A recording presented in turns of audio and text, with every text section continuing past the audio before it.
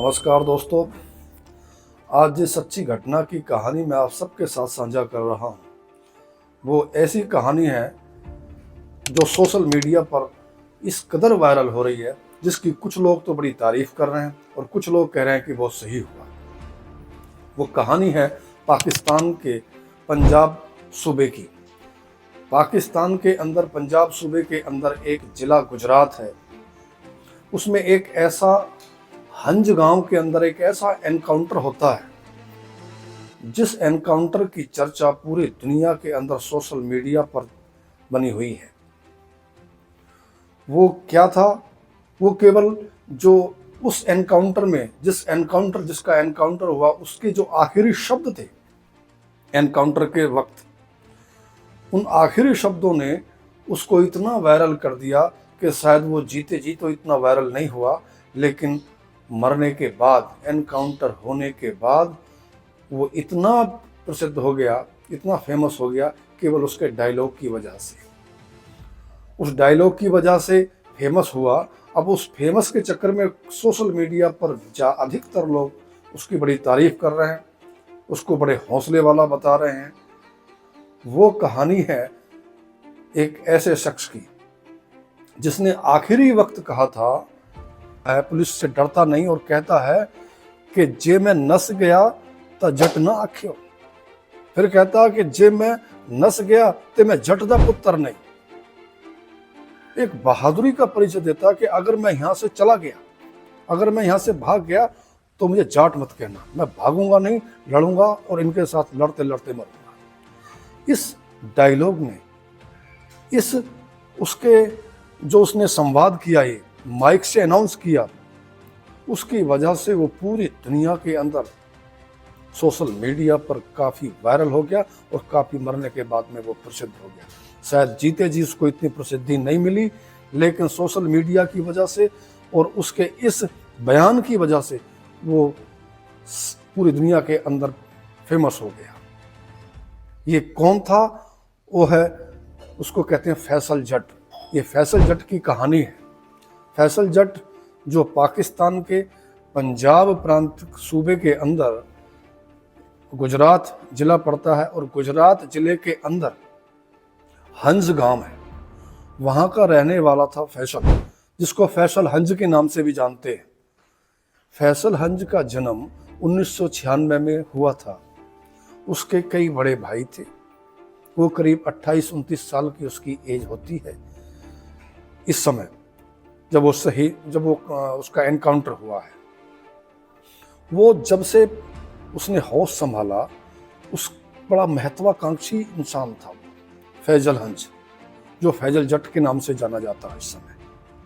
महत्वाकांक्षी इसलिए था कि उसको बचपन से लेकर और जवानी तक उसको केवल एक ही होड़ थी कि किसी तरीके से बहुत पैसे वाला बन जाए, इतना पैसा कमा ले कि लोग उसको सलाम करें।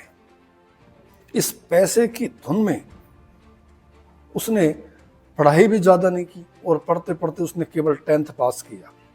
10th पास करते ही वह फैजल हंज पैसे कमाने के लिए, पैसे की धुन थी उसके सिर पर सवार, और पैसा कमाने के लिए वो यूनान चला जाता है। 8 या 9 वर्ष यूनान के अंदर रहता है और यूनान के अंदर उसने काफ़ी पैसा कमाने की कोशिश की। जब वहाँ भी उसको पैसा ज़्यादा कमाने की ललक उसके अंदर चढ़ी तो वहाँ उसने तस्करी का काम कर दिया। वो इंसानों की तस्करी में लग गया। उस तस्करी का आरोप उस पर वहाँ लगा और वो वहाँ पकड़ा भी गया। कुछ दिन वहाँ जेल में रहा और जेल में रहने के बाद उसको यूनानी सरकार ने वापस पाकिस्तान भेज दिया। अब वो वापस पाकिस्तान आ गया। पाकिस्तान आकर अपने गांव हंज पहुंच गया और हंज गांव के अंदर वो अपने भाइयों और परिवार के साथ खेती बाड़ी करने लगा। लेकिन उसका कहाँ मन लग रहा था खेती बाड़ी करने के अंदर। उसको तो खेती बाड़ी के अंदर तो गुजारा होता है, गुजारा उसको चाहिए नहीं था। उसको पैसे की बहुत ज़्यादा लालसा थी। उस पैसे की ललक और लालसा के कारण उसकी ढूंढता गया कि पैसे कमाने की क्या योजना हो सकती है, कैसे अच्छा पैसा कमाया जाए। उसकी मुलाकात वहाँ पर किसी एक ड्रग स्मगलर से होती है। वो उसका रास्ता बताता है कि तू ड्रग का बिजनेस कर, ड्रग के नशे की सप्लाई कर, कमाई कर, उसमें बहुत पैसा है। अब यहाँ आकर भी अपने पाकिस्तान उसमें आकर भी वो ड्रग की कमाई पर लग जाता है और ड्रग का काम करना शुरू कर देता है। अब ड्रग का काम जो है ऐसे तो चल नहीं सकता। ड्रग के काम चलाने के लिए उसको कोई राजनीतिक संरक्षण भी चाहिए होता है, पुलिस की मदद भी चाहिए होती है। लेकिन उसको पुलिस की मदद कैसे मिले, उसको राजनीतिक संरक्षण कैसे मिले, उसके लिए उसने कुछ रिश्वत देनी भी शुरू की, कुछ पुलिस वालों को रिश्वत देनी शुरू की, कुछ नेताओं से अपने संपर्क बढ़ाए।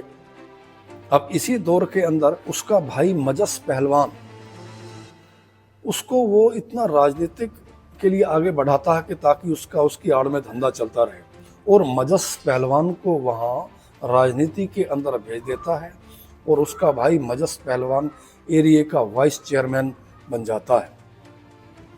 उस वाइस चेयरमैन बनने के बाद में राजनीतिक दबदबा उसका बढ़ गया और राजनीतिक दबदबे के कारण वो उसकी आड़ में अपना धंधा बढ़ाना उसने शुरू कर दिया, और धंधा इतना बढ़ गया कि वहाँ की पुलिस को भी महीने के 6-7 लाख रुपए वो देता था, वसूली के रूप में देता था।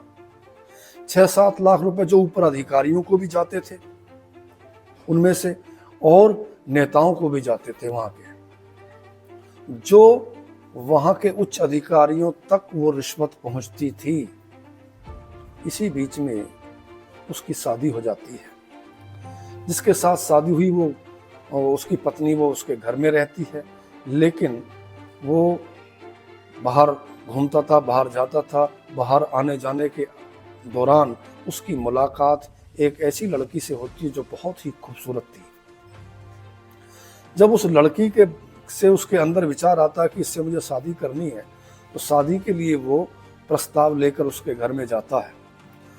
उस लड़की के माँ बाप उस फैजल से कहते हैं कि देख भाई, हमारी लड़की से हमने बात की है और लड़की ये कहती है कि मैं सबसे पहले अपनी पढ़ाई करूंगी और पढ़ाई करके मुझे एक डॉक्टर बनना है, मुझे शादी नहीं करनी है। इस बात पर वो खिन्न नहीं होता, बल्कि उसके माँ बाप के पास डॉक्टरी की पढ़ाई के लिए पैसे उपलब्ध नहीं होते, और वो ये इस बात को मंजूर करता है कि उसकी पढ़ाई की कोई रोक टोक नहीं होगी, और जो भी उसकी पढ़ाई लिखाई में जो भी डॉक्टरी के पैसे, डॉक्टर बनने के लिए उसका पैसा खर्च होगा, मेहनत खर्च होगी, वो सारे का सारा मैं झेलूंगा।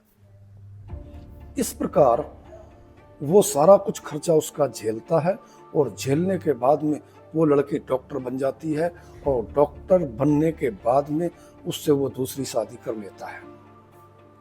उसका जिंदगी बड़ी अच्छी चलती है। उसका दबदबा इतना बढ़ गया कि पूरे सूबे के अंदर, पूरे पाकिस्तान के अंदर वो सबसे बड़े ड्रग माफिया के रूप में जाना जाने लगा। उसके बड़े अच्छे अच्छे अधिकारियों से टर्म्स हो गए, बड़े बड़े नेताओं से अच्छे अच्छे टर्म्स हो गए, पुलिस के अधिकारी उसके बड़े अच्छे अच्छे संपर्क हो गए थे, क्योंकि सबको पैसा जाता था। फिर अचानक क्या होता है कि उसके धंधे में गिरावट आने लगती है, और गिरावट आने के कारण पुलिस व नेताओं को महीना देने के अंदर उसको परेशानी आने लगती है। जो उनको 6-7 लाख रुपया महीने का जाता था, उसको देने में उसको दिक्कत आने लगती है, परेशानी महसूस करता है।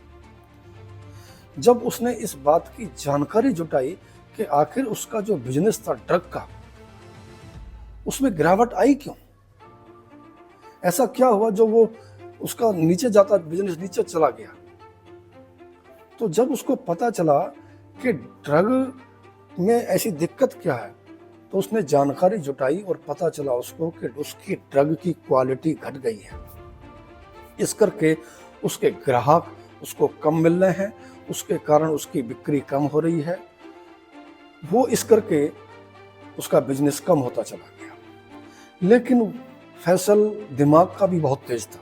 उसने इस पर ही नहीं छोड़ा कि पहले तो क्वालिटी बड़ी अच्छी होती थी, लेकिन अब उसकी क्वालिटी क्यों गिर गई।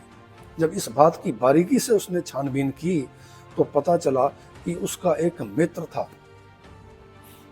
जो मित्र था उसने उसके साथ में गद्दारी की और उसने जो उसकी ड्रग होती थी उस ड्रग के अंदर मिलावट करनी शुरू कर दी, और मिलावट करके वो सारा मिलावट का माल जाता था, और मिलावट की वजह से वो जो उसके ग्राहक थे वो कम उसको लेते थे और उसका काम गिरता चला गया। उसका मित्र उसके ओहदे का भी फायदा उठाता था कि मैं तो उसका मित्र हूँ, मेरे से सामान लो। अब उसके बाद फैसल का दिमाग शून्य हो गया कि अरे तेरे तो बर्बादी का कारण है तेरा मित्र। उसने उस अपने मित्र को अगवा कर लिया।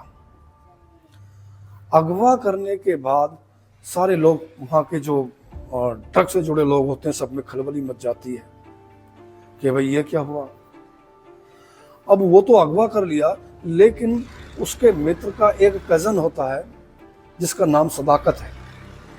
सदाकत भी काफ़ी रसूख वाला इंसान था, उसका भी बड़ा ओहदा था, बड़े उसका भी सहयोग करता था वो। उस सदाकत वहाँ के पुलिस स्टेशन में उसकी रिपोर्ट लिखवाता है। पुलिस में रिपोर्ट लिखवाने के बाद वो आ जाता है और पुलिस उसके लिए तलाश करती है कि वे कहाँ गया। लेकिन वो पुलिस की खूब मेहनत के बाद भी वो अपने दोस्त को वापस नहीं करता। फिर वो जान पहचान वाले लोगों को इकट्ठा करता है।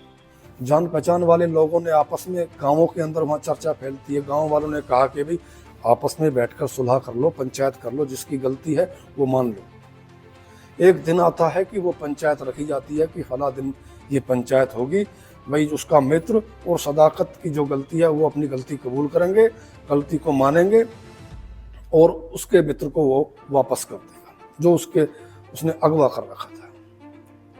अब वो दिन और समय निश्चित हो जाता है। वो अपने निश्चित समय पर, निश्चित दिन पर वो पंचायत जुड़ जाती है। पंचायत के लिए लोग वहाँ इकट्ठे हो जाते हैं और वो उस अपने मित्र को वहाँ ले आता है जो उसके कब्जे में था। जब वो वहाँ उसको लाता है तो यहाँ पर उसके जो दोस्त का कजन था सदाकत, उसने यहाँ गद्दारी कर दी और सदाकत पुलिस को सूचना दे देता है कि यहाँ पर है फैजल, और फैजल को पकड़ने के लिए, फैजल हंज को पकड़ने के लिए वो पुलिस वहाँ पहुँच जाती है और पुलिस उसको एक बार पकड़ भी लेती है। लेकिन किसी तरह जब वह बवाल फैलता तो पुलिस की गिरफ्त से वो छूट जाता है और वहाँ से वो भाग जाता है। इस बीच में वहाँ पर दो गुट बन जाते हैं स्मगलर्स के। दो गुट कौन से बने? एक हंज गुट जिसका सरगना, जिसका सरदार फैजल हंज था, जिसको फैजल जट के नाम से हम जानते हैं, और दूसरा गुट था वो सदाकत गुट बन गया। अब उन दोनों गुटों में, दोनों गुट काफ़ी प्रसिद्ध हो गए, फेमस हो गए, और दोनों गुटों में वहाँ गैंगवार शुरू हो जाती है। और गैंगवार इस कदर बढ़ती है कि उस गैंगवार को संभालने के लिए पुलिस के हाथ पांव फूल जाते हैं। पुलिस एलिट फोर्स की भी वहाँ की मदद लेती है और उस गैंगवार को रोकने के लिए एक बार एलिट फोर्स के एक अफसर की वहाँ मौत हो जाती है, गोली के कारण मौत हो जाती है, गोली लग जाती है उसके। अब इस बात का फायदा सदाकत उठा लेता है। सदाकत यहाँ इस प्रकार का वो प्रोपोगंडा फैलाता है कि जो उस एलिट अफसर की, पुलिस के अफसर की जो मौत हुई है गोली से, वो गोली फैजल ने मारी, फैजल की गोली से हुई है। अब इस बात को लेकर वहाँ की पुलिस भी उससे खिलाफ हो गई। जब पुलिस उसके खिलाफ हो गई, पुलिस उसको ढूंढना शुरू कर दिया। दो कारण हुए कि पुलिस, उसका एक अफसर मारा गया जिसका आरोप फैजल पर था, दूसरा पुलिस और नेताओं के गले की हड्डी बन गया था फैजल, क्योंकि उनके सारे काले कारनामे और रिश्वत जो वो लेते थे उससे, उसके सारे सबूत और सारी बातें उसके पास थी। उनको आमदनी भी होना बंद हो गई थी जो वो रिश्वत लेते थे। इस करके उसका रास्ता निकाला कि किसी तरीके से फैजल को गिरफ्तार करे, जिंदा या मुर्दा उसको पकड़ा जाए। अब पुलिस ने दबाव बनाया, पुलिस ने आकर उनके घर एक बार तोड़फोड़ की फैसल के घर पर, तो वो उसके भाई वालों को, परिवार के लोगों को, उनको वो नागवार बात गुजरी और उन्होंने इस बात का एक हल निकाला। उसके 3 भाई, जो फैजल के बड़े थे, तीनों भाई, उसके 3 भाई पुलिस स्टेशन जाते हैं ककराली में।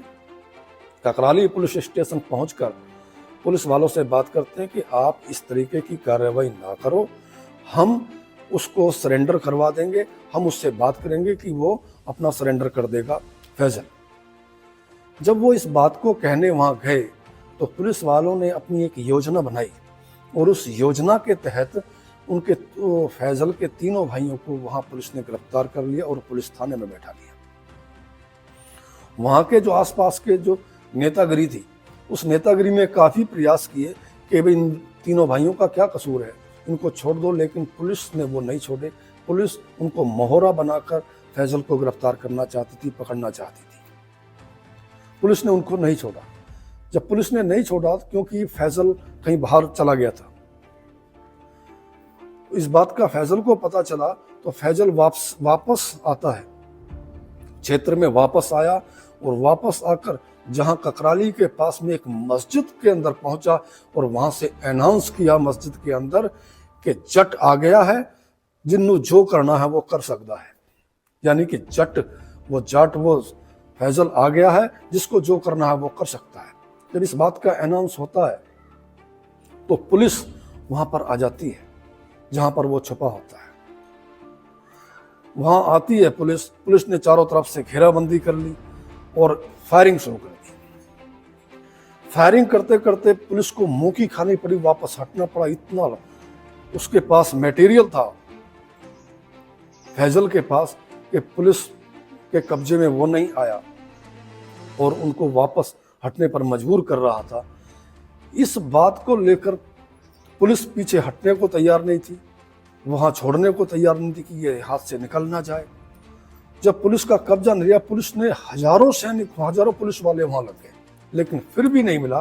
फिर एलीट फोर्स के जवान मंगवाए, फिर हेलीकॉप्टर का सहारा लिया, हेलीकॉप्टरों से ऊपर से गोलीबारी की गई, अंदर बारूद से हमला किया गया, लेकिन उसके बाद भी वो वहां से उनको हाथ नहीं आया। अब इसी दौरान में जब गोलीबारी हो रही थी, गोलीबारी होने के बाद में ऊपर से नीचे तक चारों तरफ से गोलीबारी हो रही थी, तो गोलीबारी के दौरान उसने फिर अनाउंस करा कि मुझे पता है कि मैनू ये पता है कि तुसी सारे मैनू मारन वास्ते इत्थे आए हो।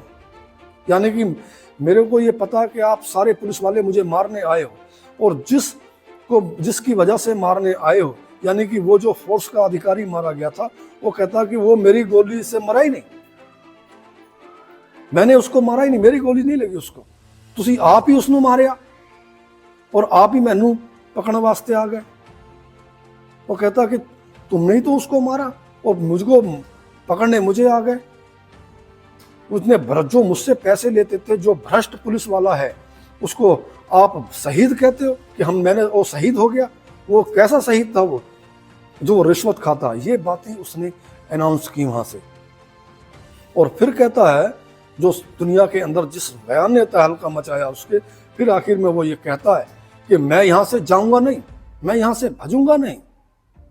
वो कहता जे मैं नस गया तो मैं जट ना आख्यो मैंने, कि मैं अगर यहां से भाज गया, यहां से चला गया पुलिस के डर की वजह से, तो मुझे जाट ना बोलना, जट ना बोलना, कि मैं जट नहीं हूं।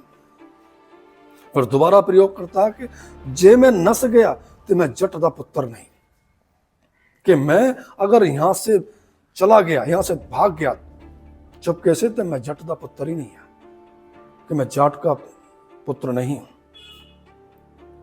ये डायलॉग जब उसने कहा, और वो वाकई में अपने डायलॉग पर खरा उतरा, वो कहीं नहीं गया। पुलिस ने इतनी गोलीबारी की कि करीब 18 घंटे वो एनकाउंटर चला, और 18 घंटे एनकाउंटर के बाद वहाँ की स्थानीय पुलिस और एलीट फोर्स के जवानों की फिर भी इतनी हिम्मत नहीं हुई कि जिस घर के अंदर उन्होंने इतनी गोला बारूद फेंकी थी, उसके अंदर झांक कर देख लेते कि क्या हो गया। पहले उसके भाइयों को अंदर भेजा, उसके भाई अंदर गए तब उन्होंने देखा कि वहाँ 4 आदमी वहाँ मरे हुए पड़े हैं, जिसमें एक वहाँ जो जट था, वो जिसको फैजल जट के नाम से जानते हैं, उसकी भी बॉडी पड़ी हुई है। उसके अलावा उसका एक भतीजा था, उसकी बॉडी, और 2 अन्य और उसके साथी थे। ये 4 लोग वहाँ मृतक पाए गए। तब जाकर उस वहाँ की पुलिस को, वहाँ की एलिट फोर्स को ये शांति मिली, और तब जाकर उन्होंने ये एनकाउंटर पूरा किया। और वहाँ की जो मीडिया है वहाँ तो ये तक बताती है कि उसके बाद में वहाँ की पुलिस ने बड़ा जश्न मनाया कि हमने बड़ा भारी तीर मार दिया। अब सवाल ये है कि उन्होंने ये बड़ा भारी तीर मार दिया, उसका एनकाउंटर कर दिया, या फिर वहाँ की पुलिस ने अपनी नाकामी छुपाई है कि उसका एनकाउंटर करके। वो विषय सोशल मीडिया पर अलग अलग बयान दे रहे हैं, अलग अलग इस पर बहसें वहाँ भी हो रही हैं। लेकिन जो उसका बयान है कि जे मैं नस गया तो जट ना आख्यो, जे मैं नस गया तो मैंने जट दा पुत्र ना आख्यो, इस उसके डायलॉग ने, इस बयान ने पूरी सोशल मीडिया के अंदर तहलका मचा दिया है, जिसकी वजह से वो मरने के बाद वो फैजल जट पूरी दुनिया के अंदर सुर्खियां बटोर रहा है। तो ये कहानी थी उस फैजल जट की। दोस्तों, मैं फिर किसी सच्ची कहानी के साथ आप सबके साथ मिलूंगा। तब तक के लिए नमस्कार।